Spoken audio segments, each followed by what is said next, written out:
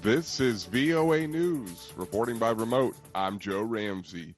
The United States announced Monday it will lift COVID travel bans on all air passengers in November if they are fully vaccinated and undergo testing and contact tracing. The unprecedented restrictions had kept relatives, friends, and business travelers around the world separated for many months as the pandemic grinds on. A White House official says the new approach will take effect in early November. The travel restrictions currently in place were imposed by then U.S. President Donald Trump 18 months ago as the COVID-19 pandemic first erupted. Passengers will need to show they are fully vaccinated before boarding planes bound for the United States, as well as providing proof of a negative COVID-19 test taken within 3 days. Masks will be required, and airlines will provide American health authorities with contact tracing information.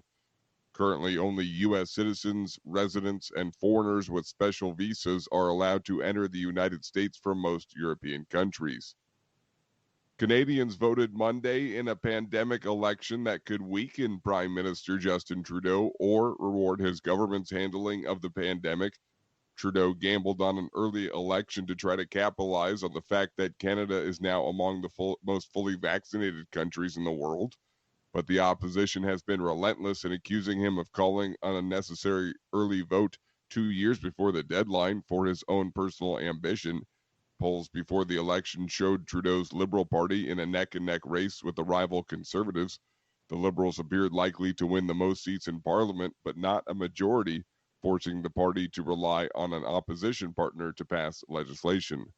Find more at voanews.com. This is VOA News. Mexico's Supreme Court on Monday struck down part of the country's health law that allowed medical personnel to refuse to carry out abortions on the grounds of a conscientious objection.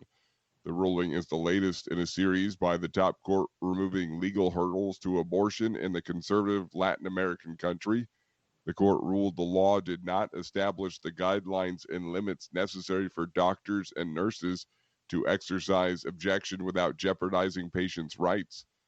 Earlier this month, the Supreme Court ruled that women should not be punished for abortion, opening the way for them to access the procedure across the country without fear of being prosecuted.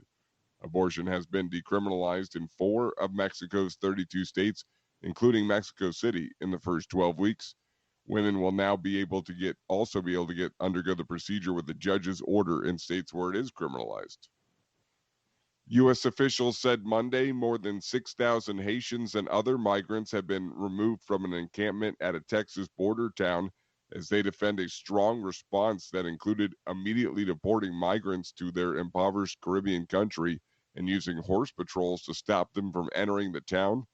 Calling it a, quote, challenging and heartbreaking situation, U.S. Department of Homeland Security Secretary Alejandro Mayorkas issued a stark warning. If you come to the United States illegally, you will be returned. Your journey will not succeed, and you will be endangering your life and your family's life. Mayorkas and Border Patrol Chief Raul Ortiz claim they will look into agents on horseback using what appear to be whips and their horses to push back migrants at the river between Mexico, where thousands of migrants remain camped around a bridge. Mayorkas says he has asked the Defense Department for help in what may be one of the swiftest large-scale expulsion of migrants and refugees from the United States in decades. And Pfizer said Monday its COVID-19 vaccine works for children ages 5 to 11 and that it will seek U.S. authorization for this age group soon, a key step toward beginning vaccinations for youngsters. The vaccine made by Pfizer and its German partner BioNTech is already available for anyone 12 and older, but with kids now back in school and the extra contagious Delta variant causing a huge jump in pediatric infections, many parents are anxiously awaiting vaccinations for their younger children. For elementary school-age kids, Pfizer tested a much lower dose, a third of the amount everyone else gets. Yet after their second shot, it says children ages 5 to 11 developed as many coronavirus-fighting antibodies as teenagers. Reporting by remote, I'm Joe Ramsey, VOA News.